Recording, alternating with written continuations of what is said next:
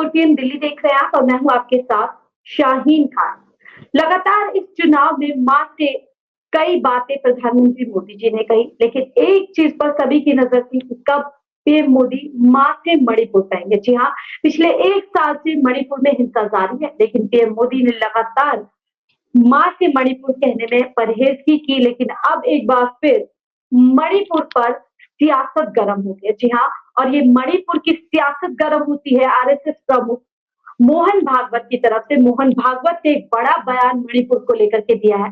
उन्होंने कहा है कि मणिपुर पिछले 1 साल से शांति की राह तक रहा है और जल्द से जल्द वहां पर शांति बनाने के इंतजाम करने चाहिए। अब इस पर पीएम मोदी का क्या रुख रहता है? जी बहुत बहुत स्वागत आपका राजन जी। देखिए, हम उस समय पे मिल रहे हैं जब तीसरी बार एनडीए में मोदी सरकार बन चुकी है। कई उम्मीदें देश में इस समय लोगों को है, लेकिन पिछले 1 साल से मणिपुर जल रहा है और अब उस पर आरएसएस प्रमुख अपनी चुप्पी तोड़ते हैं और बड़ा संदेश यहाँ से कहीं ना कहीं पीएम मोदी को देने की कर रहे हैं कि पिछले 1 साल से आरएसएस माफ कीजिएगा मणिपुर जल रहा है, जल्द से जल्द जो है शांति बनाने के लिए जो है पहल कहीं ना कहीं करनी चाहिए। तो कैसे इस बयान को आप देखते हैं?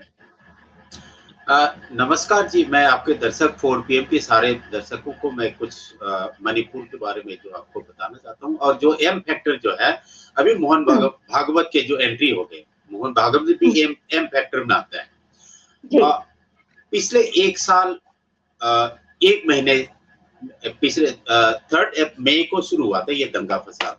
इसमें मैं शुरू से कह रहा था कि इसमें हिंदू की जो एंट्री जो है वो करना चाहता था, लेकिन हिंदू क्रिश्चियन की जो एंट्री जो है वो नहीं कर पाया था। हिंदू महासेना करके एक ग्रुप अचानक इसमें प्रगट हुआ है, इसमें एंट्री हुआ है। उसके बाद मोहन भागवत के जो स्टेटमेंट आता है, ये बहुत दुर्भाग्यपूर्ण है। मणिपुर जो पिछले जो मई 3 मई से जो दंगा शुरू हुआ था, उसमें एक उग्रपंथी खास करके बर्मा की तरफ से जो इन्फिल्ट्रेशन हुआ था, उनका भी हाथ रहा है, लेकिन मणिपुर सरकार ने उसको नजरअंदाज करके रखा हुआ था। और कल तो ये हद हो गई कि सीएम के ऊपर खुद ही सीएम जो जिस जगह पर जो है जो दंगा फसाद हो रहा है, उसको सीएम खुद विजिट कर रहा था, तो सीएम की कॉन्वॉय पर जो है फायरिंग शुरू हो गए, अटैक शुरू हो गए। मैं जो मणिपुर का सीएम को मैं बड़ी अजीब सा मुझे उसके जो आरएसएस का कैडर है, आरएसएस का कार्यकर्ता है, मैं बड़ी हैरान हूँ। मणिपुर में जल रहा है तो वो दिल्ली में जो है मोदी जी का जो शपथ ग्रहण जो समारोह जो है उसमें बैठा हुआ, हमारा टीम जाकर के मणिपुर भवन में उनसे मिला।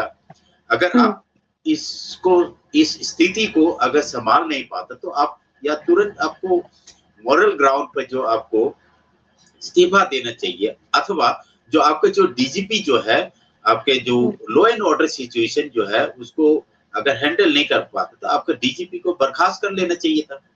मोहन भागवत हमेशा आप जानते हैं किस धर्म पक्ष की बात करते हैं, तो कल जब उसकी जो स्टेटमेंट आए उसके बाद मणिपुर में एक हिंदू सेना का एंट्री हो गई। ये दिल्ली का जो किसी मीडिया लोगों को बताते नहीं है, ये बहुत हमारे लिए या देश के लिए एक एग्जाम्पल हो सकता। मैं पूरा भारत के जो आपके जो चैनल को देखने वाले सबको मैं ये चेतना चाहता हूँ कि सिर्फ मणिपुर में नहीं होगा ये दंगा फसाद और असम की तरफ भी फैलने शुरू हो गए। कल परसों 1 हफ्ते से जो है असम बॉर्डर में ये जो एंट्री शुरू हो गया है। असम में कम से कम 10,000 जो उसका जो पीरियड जो है असम की तरफ, असम में रिलीफ कैंप में बैठा हुआ, मैं लगातार उनके साथ टच में हूँ। तो ये बहुत मैं शुरू से बोल रहा था कि ये आरएसएस अपनी तरीके से जो है इसको हिंदू बनाम जो करना चाहते थे, लेकिन मणिपुर के लोगों ने बता दिया कि भाई यहाँ पर जो है डेमोक्रेसी शांति अमन चैन पसंद करने वाले लोग है, इसके एंट्री नहीं होगा करके बता दिया है। जो 18वीं जो लोकसभा इलेक्शन में सबको दिल्ली को बता दिया। नरेंद्र मोदी जी ने लोकसभा इलेक्शन में मणिपुर की बात अपने मुंह से कभी नहीं कहा। मछली, मंगलसूत्र, मुसलमान, मीट, मटन खूब एंट्री हुआ, लेकिन मणिपुर के नाम नहीं लिया। लेकिन एक नया एंट्री हो गया मोहन भागवत। ये एक नया देखने वाले एक नया क्या डेवलपमेंट है ये जी। इसके क्या मायने निकाले जाए राजेश जी? मोहन भागवत और मोदी जी के रास्ते अलग अलग हो गए हैं क्या? इसको आप कैसे देखते हैं कि जब तीसरी बार मोदी जी प्रधानमंत्री के तौर पर शपथ ले लेते हैं, उसके ठीक बाद ये बयान आ जाता है और देखिए कई चीजों में वो हड़काते नजर आ रहे हैं कि पीएम मोदी अपने अहंकार को कम करे। देखिए सीधा सीधा जो उन्होंने अपने बयानबाजी की, इससे साफ तौर पे पता चलता है कि मोदी जी को ही वो ये हिदायत दे रहे। लेकिन मणिपुर पर ये जो बयान दिया, इसके क्या मायने निकलते हैं? देखिए जी, ये नड्डा जी ने कुछ दिन पहले बोला था कि आरएसएस की हमें आवश्यक नहीं है, जरूरत नहीं है। लेकिन बिल्कुल हमें ये एक चीज समझना बहुत जरूरी है। बीजेपी जो है आरएसएस का एक ब्रांच है, पॉलिटिकल ब्रांच है। जो उनकी जो मदर जो कंपनी जो है वो आरएसएस है। आरएसएस और बीजेपी में कोई अलग नहीं हो सकता। ये सब दिखावा है, करना और उसे और करना और करनी और कथनी में उनकी फर्क है। अच्छा। मणिपुर में नया एम एंट्री हो गया है, तो मणिपुर में जो नया एम एंट्री जो है ये बहुत दुर्भाग्यपूर्ण रहेगा। आपने कहा मणिपुर में नया यानी मोहन भागवत के रूप में एंट्री हो गई है, तो क्या अब और हालात वहां पर बिगड़ने की, जैसे आपने बताया कि हिंदू संगठन की भी एंट्री जो है मणिपुर के अंदर हो चुकी है, तो क्या वहां पर कुछ और हालात बिगड़ने की दशा में जो है आपको हालात नजर आ रहे हैं? आरएसएस चाहता क्या है? अपने आरएसएस के जो सारे इतिहास खोल करके देखिए, आरएसएस हमेशा किसी न किसी जगह पर दंगा फसाद होते रहे। मैं एक छोटा सा और जानकारी दूं। राम माधव आर्टिकल 370 को अमेंडमेंट करवाने से पहले लोग बोलते कि आर्टिकल 370 खत्म हो गया। मैं बोलूंगा आर्टिकल 370 खत्म नहीं हुआ। आर्टिकल 370 का जो कुछ सेक्शन जो है उसमें अमेंडमेंट हुआ था ताकि जो है बाहर के लोग उसमें जमीन खरीद सके। तो भारत के कितने लोगों ने जमीन खरीदा? अडानी साहब ने खरीदे होंगे, अंबानी साहब ने खरीदे होंगे, टाटा बिरला ने खरीदा होगा, और तो बाकी किसी के तो बस की बात है ही नहीं जम्मू कश्मीर में जमीन खरीदना। तो राम माधव जी आर्टिकल 370 को अमेंडमेंट करवाने से पहले सतपाल मलिक जी जो गवर्नर थे, इन दोनों की जो जुगलबंदी से जो आर्टिकल 370 को अमेंडमेंट करवाने के बाद मोहन भागवत जी मणिपुर में सालों साल जो रहे हैं, सालों साल इस दंगा फसाद से पहले सारे जो रणनीति जो है बनाया मोहन भागवत जी ने, राम माधव ने बनाया। राम माधव ने उसके बाद क्या किया, एक रजत सेठी जो मणिपुर सरकार का एडवाइजर के तौर पर बुलाया। रजत सेठी आरएसएस का वेरी हार्डकोर आरएसएस का है। तो इन लोगों ने जाकर के ये सारे रणनीति मणिपुर में इम्फाल में बैठ करके बनाया है। मिस्टर बीरेन जो चीफ मिनिस्टर है वो जानते हैं, वो भी एक आरएसएस का कैडर है। मणिपुर में दो किस्म का एक नया एक जैसे इधर बजरंग दल है और जो आरएसएस की जो कैडर जो है मणिपुर में एंट्री हुआ है पहले से, लेकिन उनको मणिपुर का उधर की लोकल नाम दे करके उनको, क्योंकि इधर की खाकी हाफ पैंट और जो लट वाला जो है वहां पर शूट नहीं हुआ था, तो उन्होंने एक मॉडिफाई करके वहां पर एक मीते लेपुन और एक आरामबाई तेंगोल, ये दोनों जो है एक बजरंग दल का है, एक आरएसएस का है। इसको नया रूप, उसको न्यू पैकेज में मणिपुर में लॉन्च किया। तो यही लोग है जो सब जो मणिपुर में जो दंगा फसाद करने वाला। बड़ा खुलासा आप कर रहे हैं मणिपुर के लिए लेकर के, क्योंकि इधर तो ये दिखाया जा रहा है कि शायद मोहन भागवत को मणिपुर की फिक्र है। और देखिए बयान भी कितना बहुत मजबूती से देते हैं कि मणिपुर एक साल से शांति की राह देख रहा है, उससे पहले 10 साल तक वहां शांति रही, वह अभी तक चल रहा है। कौन उस पर ध्यान देगा? उस पर विचार करना कर्तव्य है। मोदी जी को कर्तव्य याद दिला रहे हैं मणिपुर के ऊपर। तो सरकार किसकी थी? डबल इंजन सरकार है। हम तो शुरू से बोले भाई आपके डबल इंजन सरकार जो है डबल इंजन ट्रबल कर रहा है यहाँ पर। डबल इंजन सरकार जो है अब ट्रबल इंजन बन गया है, इसलिए जो इसको बदलो या इस जो मणिपुर की कमान जो है वो सेंटर अपने हाथ में ले। अब ये बताइए जो गुजरात की दंगा जो है था वो कितने दिन में ठीक हुआ? ये तो 1 साल हो गए ये तो उसको उस दंगा को एक बिजनेस की तरह पाल करके रखा हुआ ताकि जो है अगले इलेक्शन में कुछ काम आ जाए। आपको शायद मालूम है या मुझे नहीं पता, कांग्रेस ने बहुत गंभीर आरोप भी लगाया था और कई न्यूज़पेपर में जो उसमें प्रकाशित हुआ था, जो कुकी मिलिटेंट्स जो है उनको 14.95 करोड़ यानी कि 15 करोड़ रुपए पिछले लोकसभा के इलेक्शन में उनको इनाम के तौर पर दिया था, यानी कि रीसेटलमेंट के नाम पर दिया था। तो उनको वो जो है सस्पेंशन ऑफ ऑपरेशन की नाम से असम राइफल उनको इम्यून करता है, उनको रखा हुआ उनके असम राइफल की देखरेख में उग्रपंथी वहां पर रहता है। उसके बाद जो लैंडस्लाइड जो पिछले बार की जो इलेक्शन में 2019 के इलेक्शन में जो है उन्होंने बंदूक की नोक पर बीजेपी को वोट दिलवाया था, लेकिन इस बार मणिपुर की जनता जो आम जनता जो है, जो कार्यकर्ता नहीं, जो आम जनता जो है उन्होंने ये काम नहीं चलेगा, ये बिल्कुल यहाँ पर आपके जो गुंडागर्दी, आपके जो एजेंडा की जो गुंडागर्दी जो नहीं चलेगा, उसकी वजह से जो है सरकार को मतलब उधर के जो है प्रतिनिधि को बदला।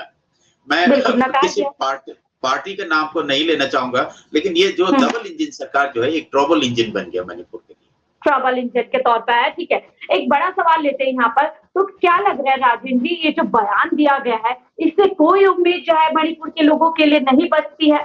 क्या ये सिर्फ ऐसे ही बयान दिया गया है? क्या हम ये भूल जाए कि मणिपुर पर कोई भी जो है बड़ा स्टैंड नहीं लिया जाएगा वर्तमान सरकार द्वारा? देखिए, इसमें एक नया डेवलपमेंट आएगा, जो हिंदू महासेना के जो एंट्री जो है एक बहुत ही डाउटफुल एक प्रश्न चिन्ह उठता है। मोहन भागवत इतने दिन नहीं बोला तो आज कल क्यों बोला? और हिंदू महासेना का उसमें लिखा हुआ चिट्ठी जो मैं आपको शेयर कर दूंगा, हिंदू महासेना का क्या काम है? क्या देश में सेना नहीं है? देश में सीआरपीएफ नहीं है? देश असम राइफल जो वन ऑफ द ओल्डेस्ट जो पैरामिलिट्री फोर्सेस है वहां पर, उसको मणिपुर की जो बॉर्डर है, मणिपुर उत्तर पूर्वी भारत को देखभाल करता है, उनका सिक्योरिटी का जिम्मा इनका है। तो क्या हिंदू सेना, ये कौन सा सेना नया पैदा हो गया? ये आपको और मेरे देशवासियों को चिंता करना चाहिए। सिर्फ मणिपुर में नहीं फैलेगा, पूरे देश में फैलेगा। ये एक बहुत बड़ा एक साजिश मुझे नजर आता है। बिल्कुल, बड़ा खुलासा आप हमारे चैनल के जरिए से करें। एक चलते चलते, क्योंकि देखिए आप मणिपुर के बाशिंदे हैं, वहीं के रहने वाले, और आपने नजदीक से मणिपुर की हिंसा को देखे और अभी भी आपके पास अपडेट होगी, क्या वहां पर ताजा हालात है? क्या वाकई में जहाँ एक तरफ देश में नई सरकार बनने का जश्न मन रहा है, तमाम चीजें हो रही है, बड़ी बड़ी बातें की जा रही है, विकसित भारत की बात की जा रही है, 2047 का एजेंडा और साथ ही 100 दिन का एजेंडा लेकर के मोदी सरकार आगे बढ़ रही है, ऐसे में मणिपुर में जो हालात है वो क्या संदेश पूरे देश को देता है? मणिपुर में आज सुबह भी जो है कई गांव जलाया गया है, उसमें असम राइफल्स और जो सेंटर की फोर्सेस जो है वो तमाशा देख रहा है। वो मुझे नहीं मालूम उनकी मकसद क्या है, उनकी मोटिव क्या है, जो मैतेई समुदाय के लोगों को उनकी गांव को आग जला करके उनको भगा रहा है और रिलीफ कैंप में उनको पहुंचा रहा है, जहां ना कि जो सिक्योरिटी फोर्सेस से काम है कि जो दंगा फसाद जो कर उनको खदेड़ना और जो गांव वासी को जो है, गांव वालों को उनको प्रोटेक्ट करना।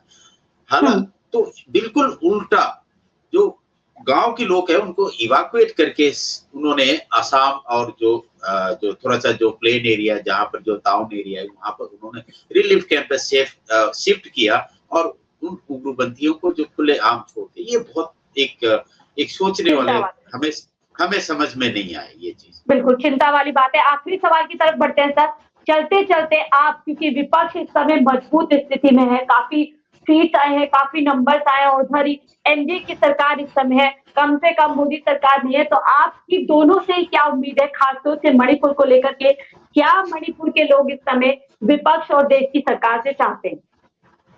मैं राहुल गांधी को मैं तारीफ करूंगा, जिस समय पर मणिपुर फुल स्ट्रीम पे जब जल रहा था, मणिपुर में जाकर के दोनों समुदाय के लोगों से, प्रतिनिधियों से मिला।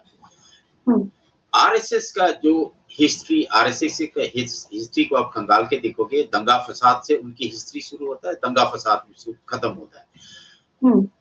नरेंद्र मोदी ने इसी बीच में एक मणिपुर के बारे में ना, मुझे ऐसे नहीं लगता कि वो उसका किसी कैबिनेट में भी चर्चा हुआ हो। एक बार जो है इसमें पार्लियामेंट में चर्चा करने की कोशिश की, लेकिन उन्होंने उस पार्लियामेंट के चर्चा को अपनी तरफ से होने नहीं दिया, ताकि जो है ऑपोजिशन को बदनाम करके उनको उस चर्चा को नहीं होने दिया।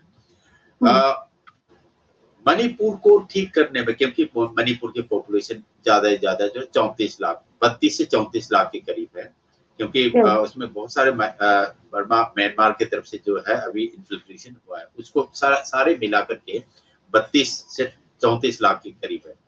मुझे उम्मीद है ऑपोजिशन का जो लीडर जो है राहुल गांधी, एक समझदार एक एमपी है, माननीय एमपी है, पीपल रिप्रेजेंटेटिव है, वो मणिपुर के हालात को उसने नजदीक से, जहां पर रिलीफ कैंप में, दोनों साइड के रिलीफ कैंप में उसने स्वयं जो है, जहां पर रिलीफ कैंप में लोग हैं, पीड़ित है, उनसे उन्होंने मिला।